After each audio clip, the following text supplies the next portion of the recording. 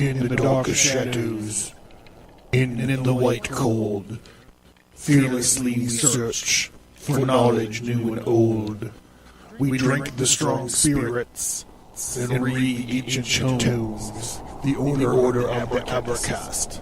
We are the brave and bold.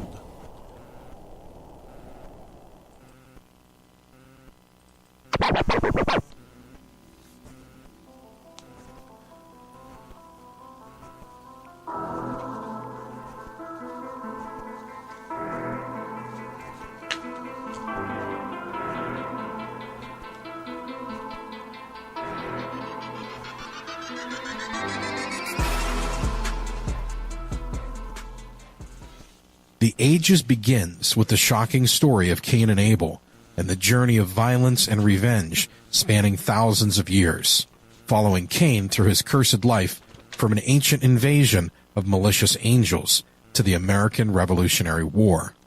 A masterful, compelling journey through time, The Ages delves deep into arcane knowledge, myth, and legend.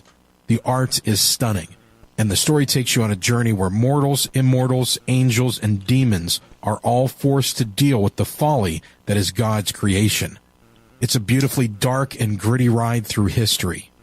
This 4-part story follows the astrological procession of the ages and how each 2,500-year age parallels major changes in the development of Earth's inhabitants. Cain's blasphemous struggle with the divine and sacred tyrant God will create and crumble empires, shape history, and cause a cosmic cataclysm.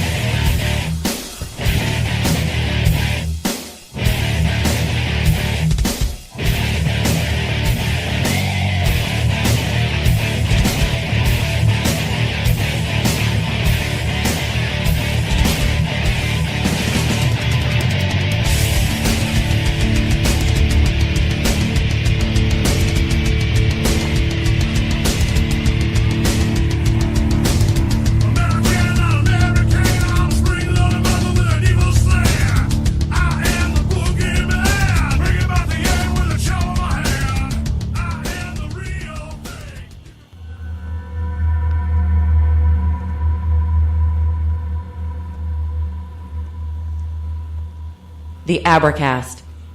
Occult. History. Conspiracy. Violence.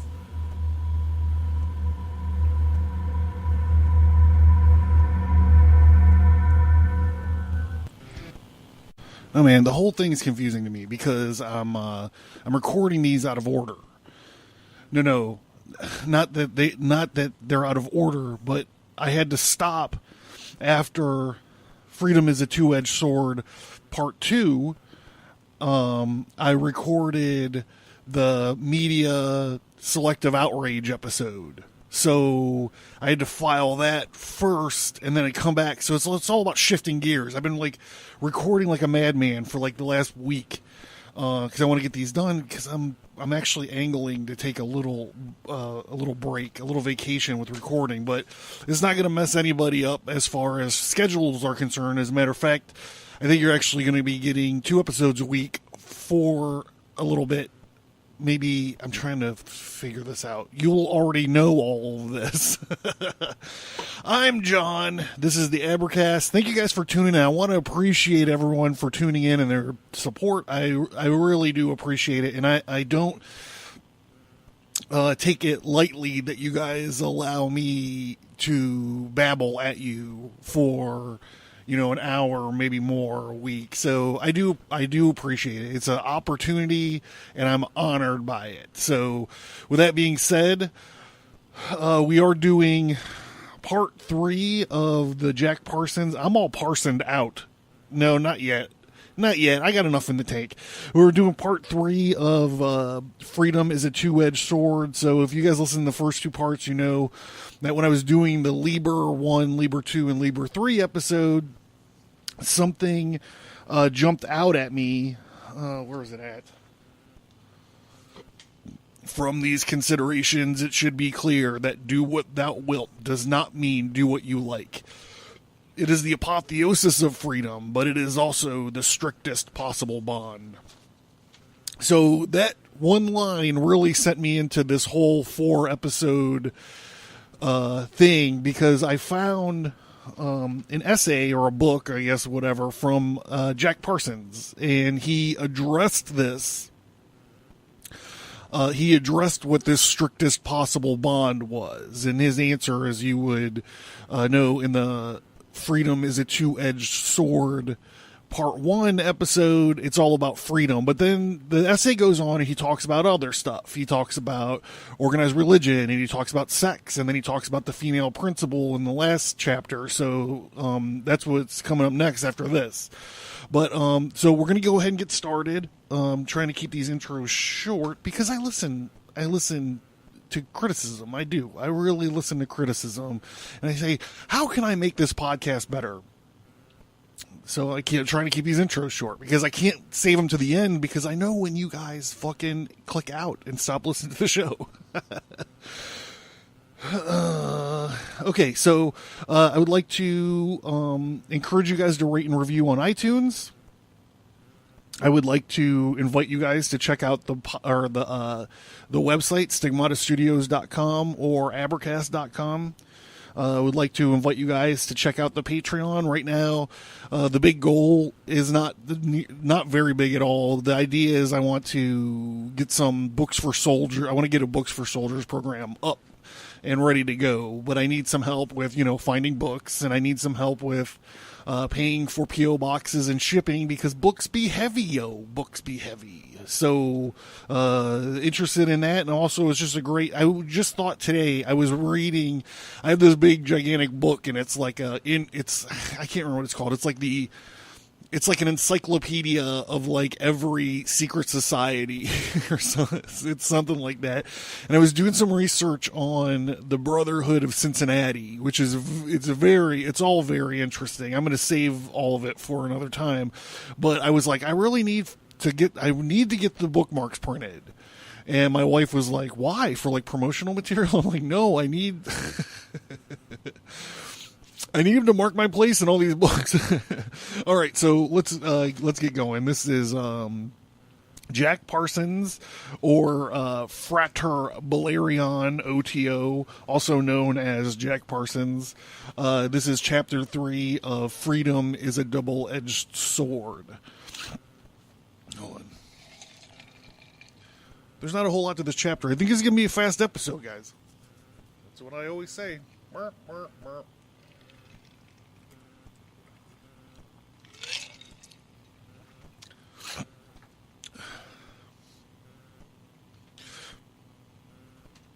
Chapter 3.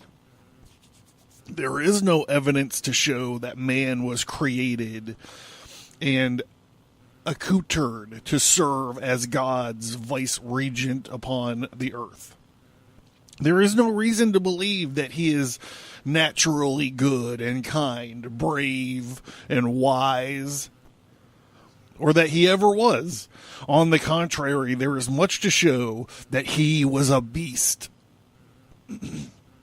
who took a strange turning in the jungle and blundered rather aimlessly into a mental world in which he was certainly not at home. There is much evidence that man is by nature cruel and cowardly, lustful, avaricious, and treacherous. He holds dominion over these terrible internal enemies and defends against other predators, his fellow men, by virtue of his ferocity, his cunning, and his indomitable will. This is his beauty and his significance, that out of blind primordial forces of sex and the survival urge, he has forged reason and science and spun the splendorous web of art and love. There is no other reason and no other significance man himself has on occasion created reason and significance, standing as the maker of his God in a garden made fruitful by his own creative power. I really love that. We think in terms of ourselves relative to the external universe. It cannot be shown, however, that this extreme universe is other than an extension of our own perception. But if we differentiate the internal from the external, we are still part of and not separate from the entire process of nature. We are made from the nova by way of the sun and built from the air, the rock and the sea, animated by the primordial fire of life. There are filaments in our consciousness that reach back to the first ancestor and extend to all other men and all other life in which we share a common creation and common destiny. I almost did a Marty McFly. Other life which we share a common creation and common density. So does this sound, remember in the first freedom is a double-edged, or I always say double-edged, freedom is a two-edged sword episode, when I was talking about the similarities of Ayn Rand's objectivism versus this stuff that Parsons is talking about. And I think the beginning of this paragraph really it really plugs right into that.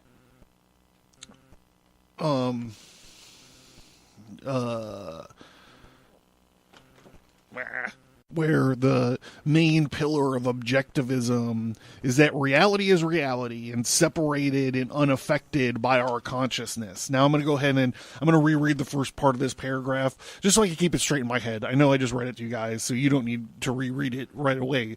We think in terms of ourselves relative to the external universe. It cannot be shown, however, that this external universe is other than an extension of our own perception.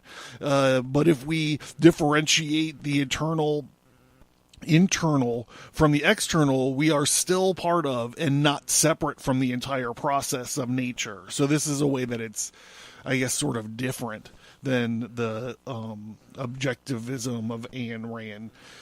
Here is the back to the book. Here is the totality of the Greeks called Pan, all devourer, all begetter, life and death, good and evil, pain and pleasure, unity and duality, the municipality of all things and beyond all things, the soul of night and the stars.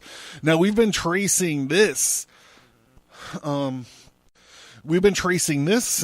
the Baphomet episode. We've been tracing this link to these things since the Baphomet, the sabbatic goat of Mendes episode.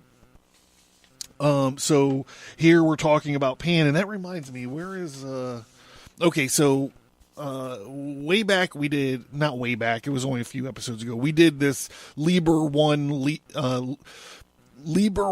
the Liber B Vel Magi Subfigura 1. We did a Liber 1, 2, and 3 episode. We got them all into one episode, all three of them.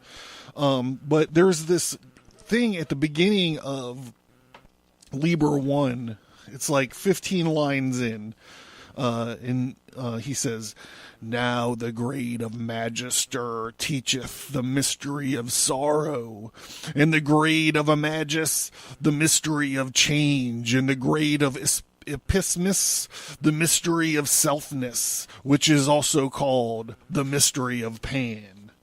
So I thought that was interesting. It was an interesting take because Parsons here is talking about Pan, the goat god, as all devourer, all begetter, life and death, good and evil, pain and pleasure, unity, duality, and municipality, in all things and beyond all things.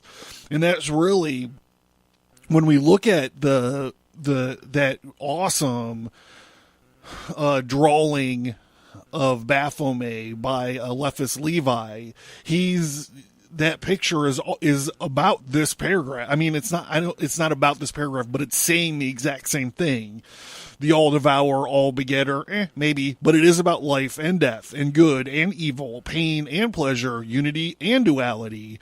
It's about all things because it's a code. It's signifying the as above, so below tenet of Thelema and of magic in general, of alchemy. Back to this Parson. Hold on.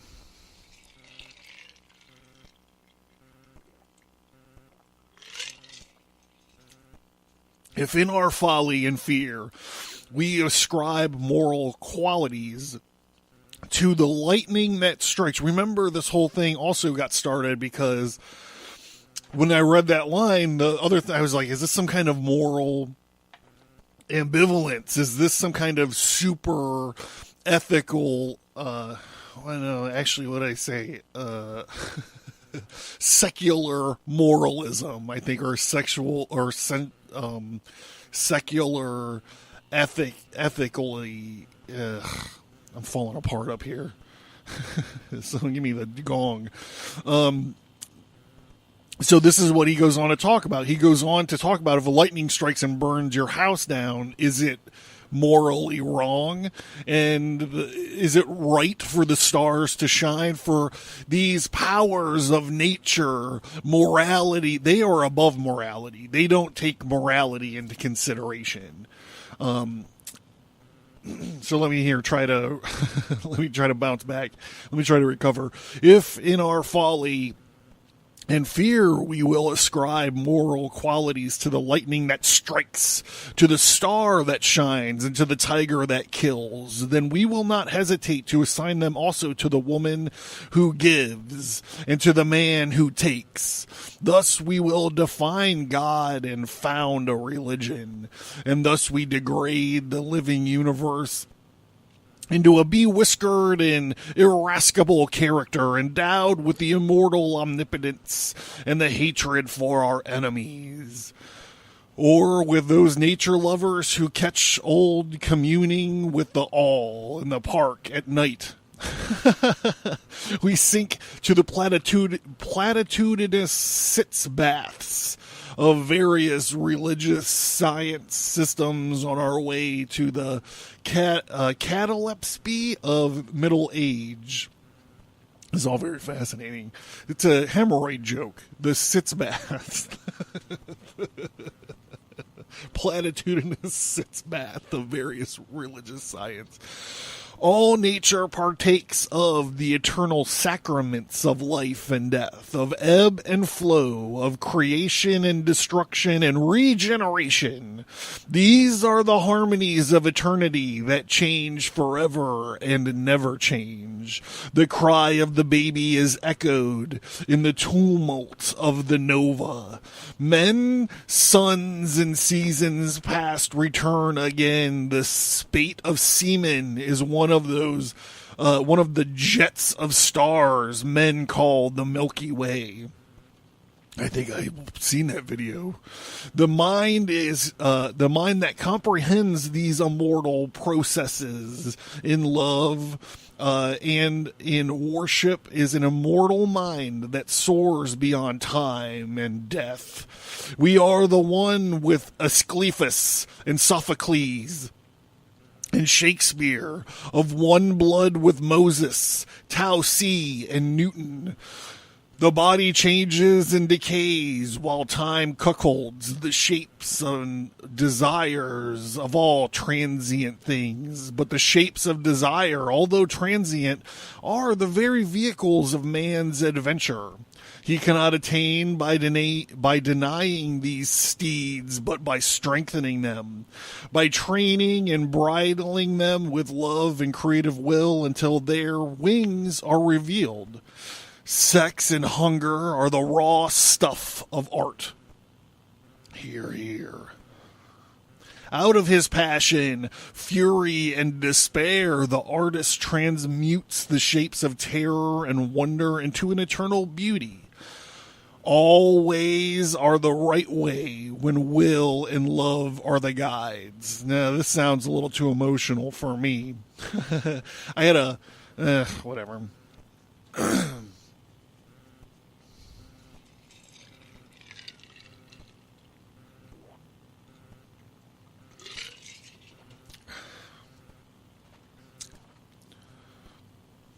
I'm trying to remember a quote. I'm buying time because I'm trying to remember this quote that's in line with this about heroism feels and never reasons, therefore is always right. A Democrat wrote that. The grace and bounty of life are free to all, saints and sinners alike who desire them. The voice of the wind, poignancy of music, and the shout of thunder all cry out to man, daring him to know himself. Sunlight, sea, and stars are the splendor of a naked woman, and their signs and witnesses of a covenant that is forever.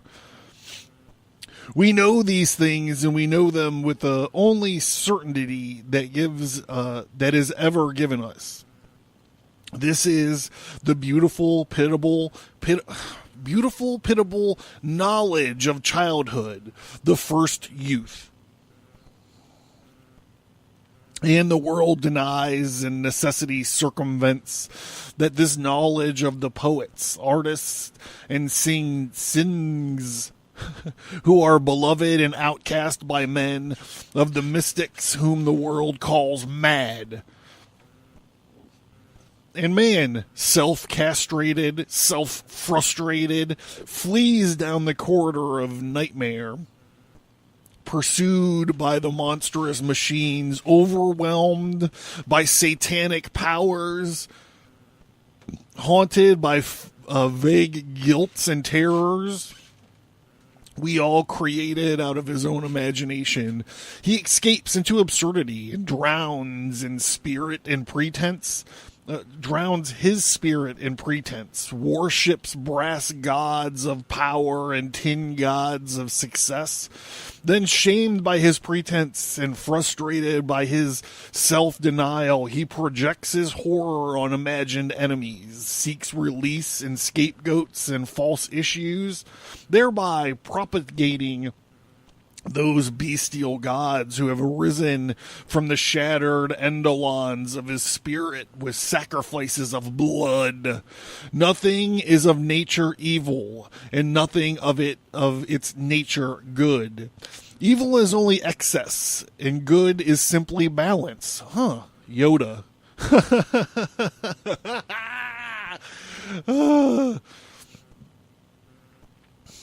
Excess only evil is. Balance, good is simply.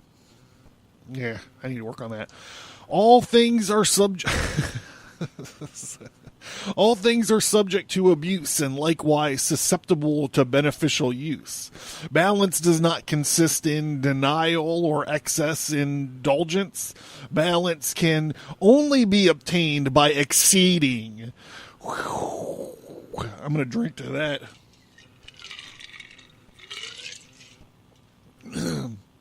The elemental forces in man's nature are so tremendous that they can only be balanced by an ultimate self-expression. To place limitations and restrictions on this nature is to build a wall of plaster around a sun. If we clip an eagle's wings or feed carrots to a lion, we will not uplift or improve either species. The fundamental purpose of religion is to attain an identity with a power which we believe to be greater than ourselves, whose omnipotence and immortality can share, having achieved some sense of this identity. We then feel that we can cope with problems and attain ends with more confidence and reliance on religion, as well as the reliance on property can indicate a lack of self-reliance. We ourselves create this God of power.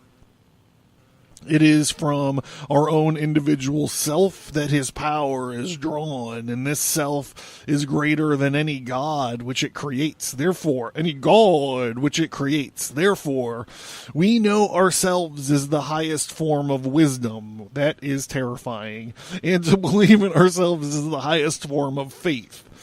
Science, which seeks to know, and art, which seeks to interpret, are two forms of love, which constitute the only availing way of worship. That these two greatest expressions of the human spirit should be subservient to religion, politics, nationalism, and war is the ultimate blasphemy. We are now in the midst of a tremendous battle of forces contending for domination over the mind and spirit of man. It is not, unfortunately, a battle between good and evil, between freedom and tyranny, but rather a struggle of dogma against dogma and authority versus authority. The contenders are fascism and communism.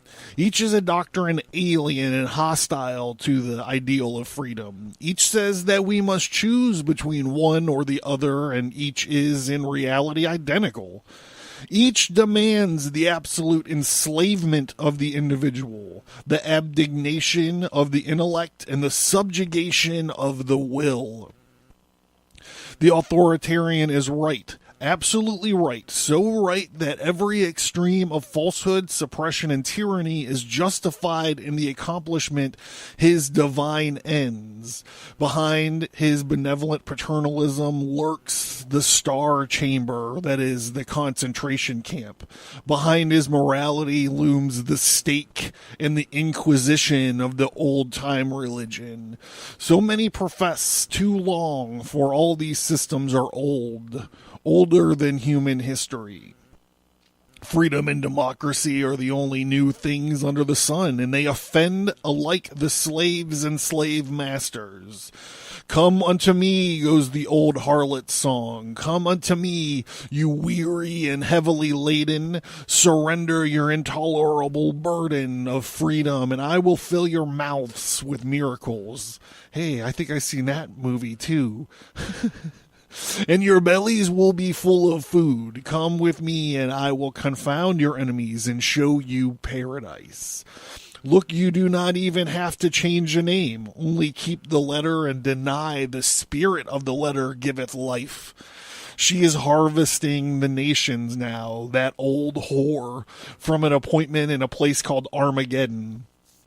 There will be a hunting of free men in the name of freedom, and there will be prisons and pogroms in the name of democracy.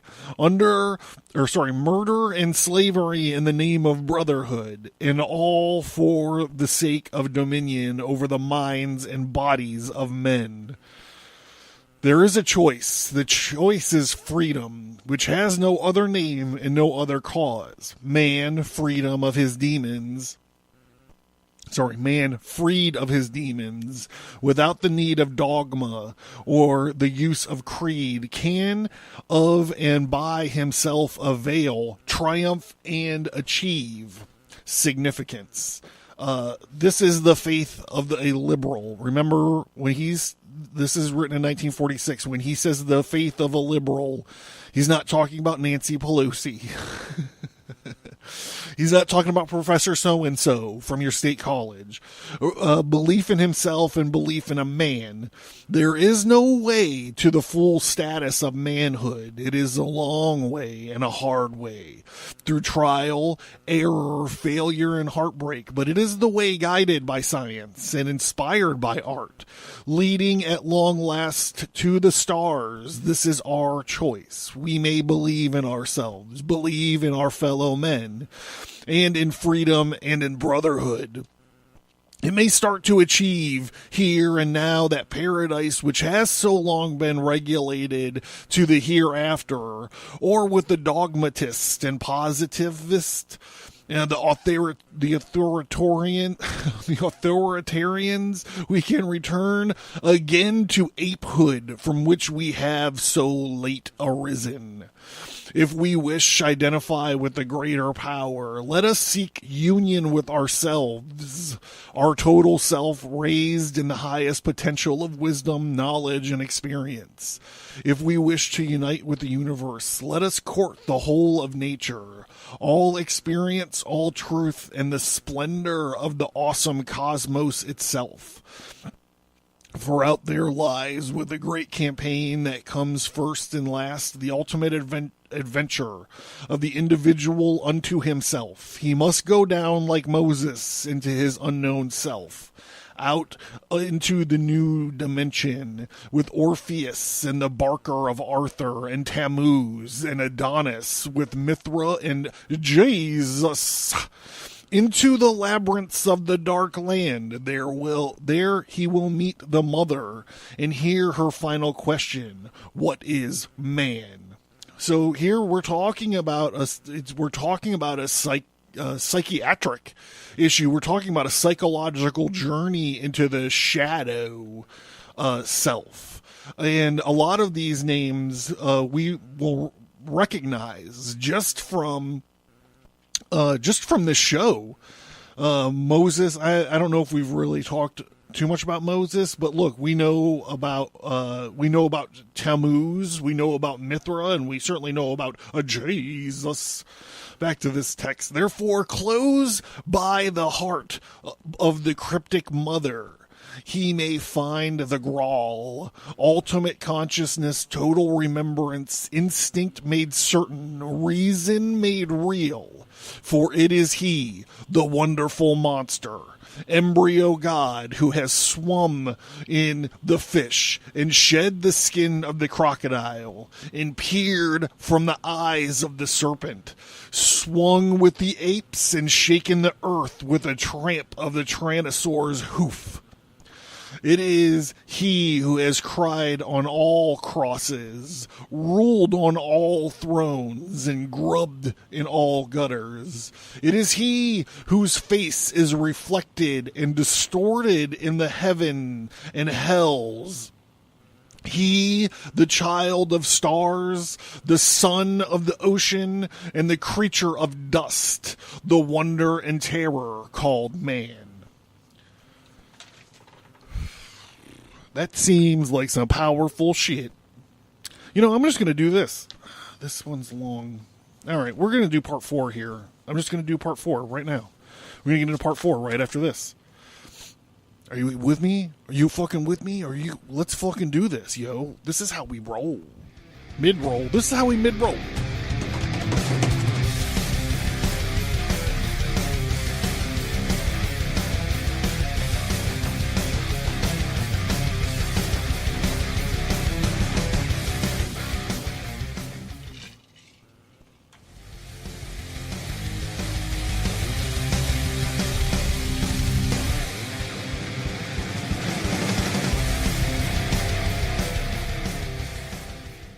All right, we're gonna rip through chapter 4 here.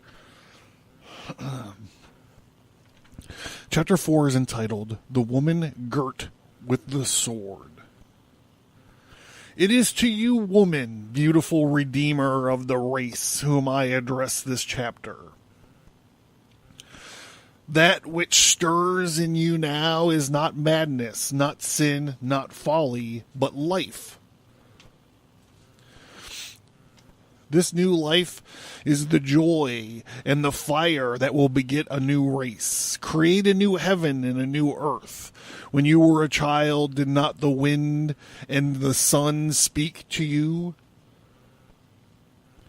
Did you not hear the mountain's voice and the voice of the river and the storm? Have you not heard the whisper of the stars, ineffable voice in silence? Have you not gone naked in the forest with the wind on your body and felt the caress of Pan? Your heart has swollen with spring, blossomed with summer, and saddened with winter. All things are covenant, and in them is the truth that is forever. What? Come on, you're ruining everything. You're ruining everything. I'm just kidding. You're perfect. You have sought companions as high-hearted as yourself, and found them not save in elusive memory of dream and song. You have found a blight over the world, a blight of silence and sorrow. Your companions walk in guilt and shame, in fear and hate, in sin and the sorrow of sin. There was only nervous laughter and furtive pleasure, unsatisfying and shameful, but no longer sad, my beloved. Be joyous and unafraid, for within you is the song that shall shatter the silence, the flame that will burn away the dross. It is you who are the Redeemer from sin and sorrow, from guilt and shame. Woman, O splendor incarnate, how long have you served in chains, a slave to the lust and guilt of pigs? How long have you how long have you writhed under the degradation of your holy name, whore, and suffered silently under the degradation called virtue?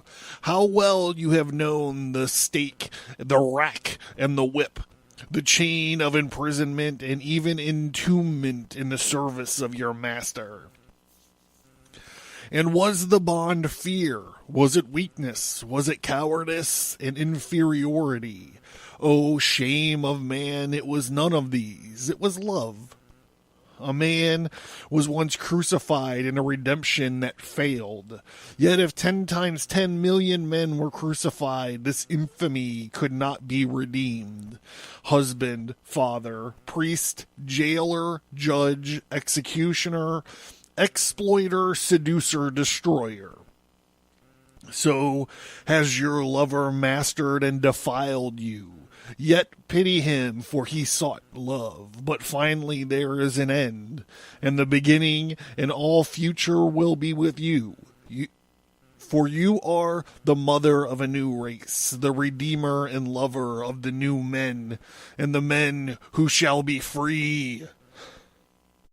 So that got pretty dicey there. I thought, when I was reading this, all I could think of is that this was a list of Conan the Barbarian sequels that they never produced. Conan the husband, Conan the father, Conan the priest, Conan the jailer, Conan the judge, Conan the executioner. That would probably be a pretty good one. Conan the exploiter, Conan the seducer, and then finally, Conan the destroyer. Pretty heavy metal. That first movie was so fucking good. I shall speak to you of men. Men desire 3 things of a woman: a mother greater than themselves, a wife less than themselves, and a lover equal with themselves. Against the mother they are in revolt, the wife they hold in contempt, and the lover ever eludes them. Consider the husband, how he throws his clothes about, eschews his dirty dishes and housework, and asserts himself in a loud voice. Oh boy, I don't know if I'm going to read this. Let me see. I'm going to read this, but I have to write a caveat that I did not write this.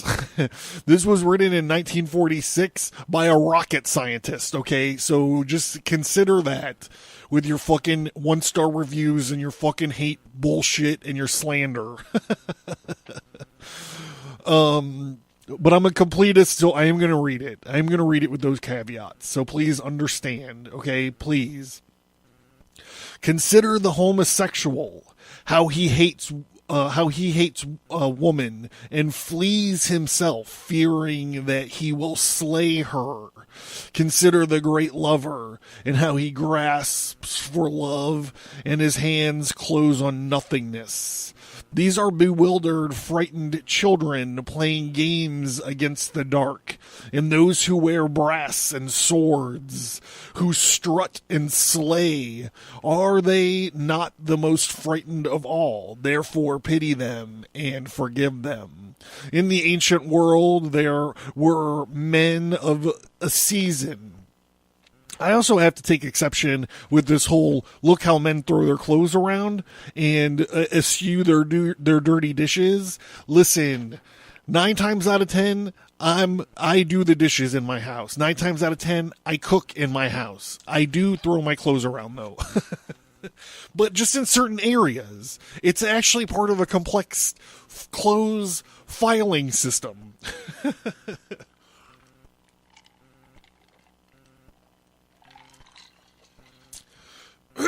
In the ancient world, there were men for a season before cities arose, and they turned to gilded popinjays, gracefully accepting futility. Then came Christianity, an anodyne for slaves and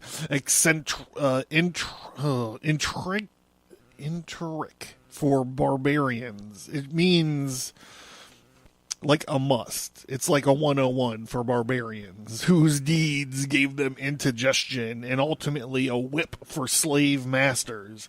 Now it's interesting, in the first episode, when I was talking about objectivism and Ayn Rand also says Christianity is a Sunday school for socialism.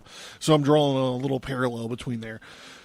Faust was a prototype of the Middle Ages, but not the Faustus of whom Kit Marlowe tells, but it was a darker Faust, Gilles de Reyes, and who betrays the maid in his lust for power. Then, after his fall and the failure of his prayers, he descends to horror in his cellars. This theme lasted an age until man, appalled by his nightmares, turned finally to the dream of liberty. It is the voice of Voltaire, jaded, cynical, weary of folly, that sounds the opening bar of the tremendous mocking prelude. Tom Paine, one real man broken and at last betrayed by all the wooden champions. I've wrestled with this since the early days of Spawn. Cagliostro plotted the revenge of the Templars with the woman in a necklace. Will Blake, speaking uncomprehended with the tongue of angels. He's talking about Will Blake. He's on a first name basis with them. They go have barbecues at each other's fucking houses on the weekend. Speaking uncomprehended with the tongue of angels, Shelley and his beautiful gesture, Swinburne, who almost recreated Hellas before he too was broken, Byron, Pushkin, Gautier, all instruments in a prelude to a symphony that was never played. And science, how it was to save us, that brave new world of Huxley, Darwin and H.G. Wells, with only the voice of Spengler in dissent. Titans who will hang for speaking across one border. Where is your new world? Champions, where is freedom? What treasure have we lost? We must turn to women for answers. The key lies back 10,000 years into the age of Isis. That is mistakenly called the matriarchy. It was not a matriarchy as we conceive it. The rule of club women, of frustrated chickens. In fact, it was not a rule at all. It was equality. The women the woman was and is the priestess. In her repose, the mystery. She is the mother, brooding yet tender, the lover at once compassionate and aloof, the wife reverend and cherished. She is the witch woman. She stands co-equal with her mate, who is the chieftain, the hunter, the thinker, and the doer. The woman is the priestess, the guardian of the mystery, Sibyl of the unconscious and prophetess of the dream. Together they balanced each other until a catastrophe of the patriarchal age, the ark typified by the monosexual monster, Jehovah.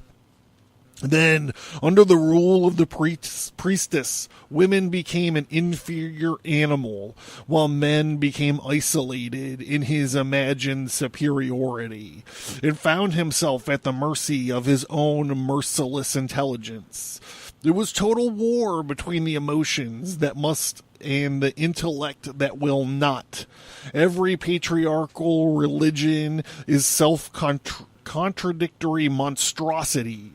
They are dogmatic creeds that shift like straws in the wind of the intellect. Upon this shifting structure, man has failed. He knows the futility of such artificial systems, but he fights for them with all the sick fury his frustration can generate. In the process, he has lost his mother, his wife has failed him, and his lover eludes him. The mystery has gone out of the temple, banished by a senile and sufficient council of beards. Woman, where are you? Come back to us again, and forgive even if you cannot forget. And serve once more in our temples, and take us by the hand, kiss us on the lips, and tell us we are not alone. Which woman, out of the ashes of the stake, rise again?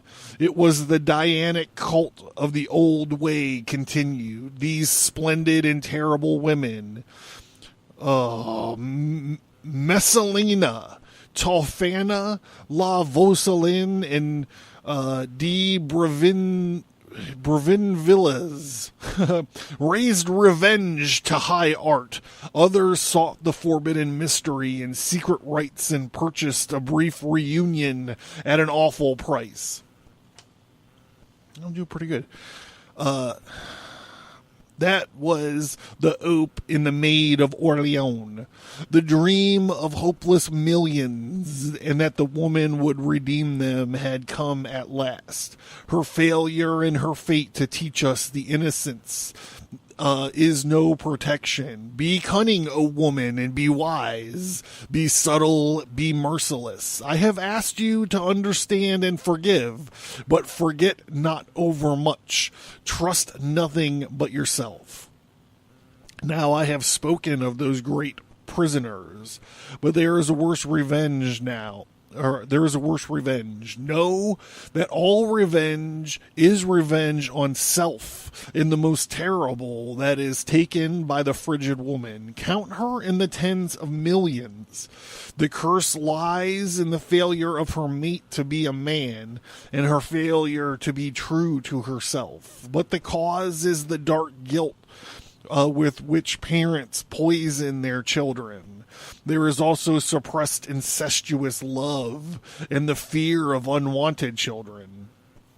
Yet those who have known these things should have no shame there. From strength is not born. It is gained by understanding and overcoming. Go free. Sing the old wild song. Evo Io. Evo Iacus. Io Pan. Pan. Evo Babylon. Go to the monuments and the forests. Go naked in the summer that you may regain the old joy. Love gladly and freely under the stars. But you say your body is not beautiful? Here is a secret. The body is molded by the mind. If you have embraced fear, repression, hate, then you might find your body repulsive. Go free, love joyously and without restraint. Run naked and watch the cheeks flush, the breasts swell, and the supple contours develop from the flowing rhythms of life. Disease and deformity are bred in fear and hate. Therefore be fearless lovers and ever beautiful. The woman is a priestess in the irrational world. Irrational, but how enormously important. And now dangerous because is unadmitted or denied. We do not want to be drunken, murderous, frustrated, poverty-stricken, and miserable without cause. The conditions are not reasonable or scientific. And yet they do exist. We say we do not want war, but war seems a psychological necessity. Wars will continue until that need is otherwise fulfilled. We do not love or hate a person because it's reasonable. We are moved willy-nilly. That's so out of place. Despite our reason and our will, by forces from the unconscious, irrational world. These forces speak to us in dreams and symbols and in our own incomprehensible actions. These passions can only be redeemed by initiative understanding in the feminine province. Only after such understanding can will and intelligence be truly effective, or otherwise they are blind and powerless against the tides of emotion. Woman, put away unworthy weapons. Put away malice and poison, frigidity and childishness. Draw the two-edged sword of freedom and call for a man to meet you in fair combat. A man fit to be your husband and a father to your eagle brood. Call upon him and test him by the sword, and he will be worthy of you. Together you will be archetypes of the new race. Somewhere in the world today there is a woman from whom the sword is forged. Somewhere there is one who has heard the trumpets of the new age and who will respond. She will respond to this new woman, to the high clamor of those SAR trumpets. She will come as perilous flame and as a devious song, a voice in the judgment halls, a banner before armies. She will come girt with a sword of freedom. Before her, kings and priests will tremble, cities and empires will fall, and she will be called Babylon, the Scarlet Woman. She will be lustful and proud, subtle and deadly, forthright and invincible as a naked blade. Women will respond to her war cry, throwing off their chains. Men will respond to her challenge, forsaking foolish ways. She will shine as a ruddy evening star in the lurid sunset of the Gotterdammerung. She will shine again as a morning star when the night has passed and a new dawn breaks over the garden of Pan. To you, O woman, is the sword of freedom pledged.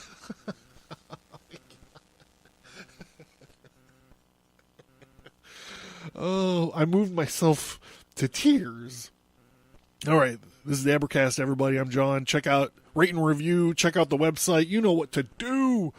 After this, we are going to close with a fucking fight from Soda Jerk. I guess that's oddly appropriate. It is oddly appropriate. Yeah, I hope you guys had enough, as much fun with this essay as I have.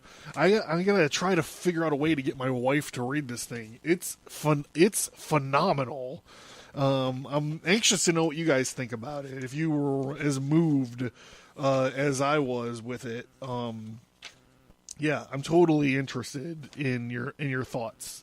At the bottom of the website, you can find all my links to social media. And there you go. Okay, everybody knows what to do. Go fuck yourself, John. You just get the fuck out of here. Enjoy your little 2 weeks off.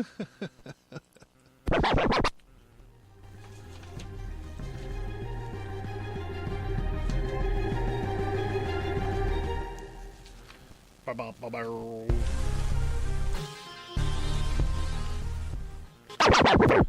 Vienna, 1683. Today is September 11th, 1683. The mighty army of the Ottoman Empire, led by the savage and radical terror troops of the Dar al-Harb, surround the walled city of Vienna and begin a siege to break the golden apple of Europe and kill, enslave, or convert all of its inhabitants.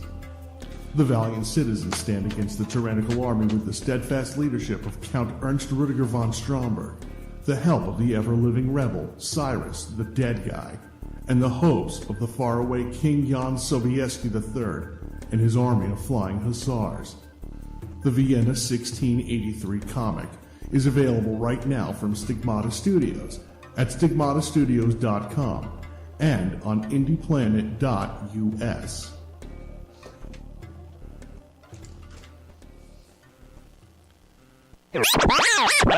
The Non-Standard Squad, 1944. World War II.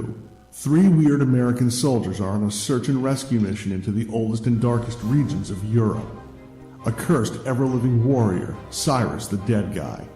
An experimental warbot, Sergeant Lane McCord.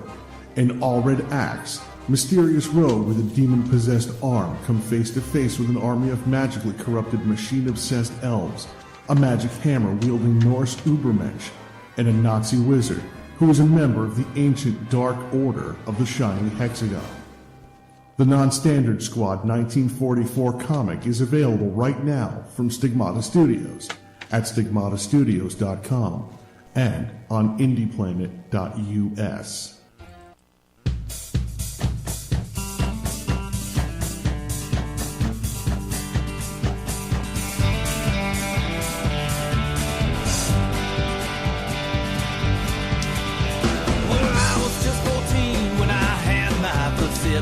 In my darling whiskey, she tightened up her grip.